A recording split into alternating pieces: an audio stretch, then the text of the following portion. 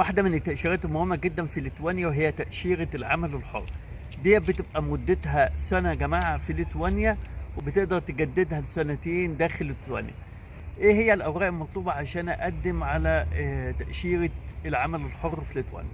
أول حاجة طبعًا بتقدّمها زي العادة جواز السفر بتاعك لازم يكون جواز سفر ساري وفيه مدة كافية. تاني حاجة بتبقى صور شخصية، وتالت حاجة بتملأ استمارة طلب التقديم.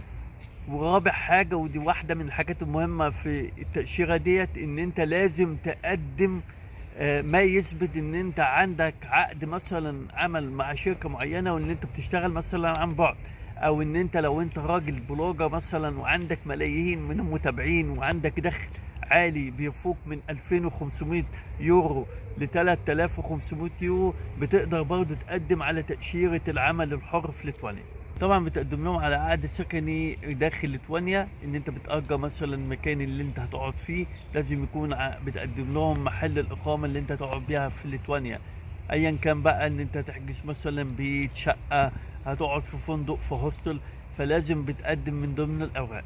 سادس حاجة لازم يكون عندك تأمين صحي شامل بفترة السنة الأولانية اللي أنت هتقعدها في ليتوانيا. وسابع حاجة لازم تدفع الضرايب بشكل منتظم داخل ليتوانيا.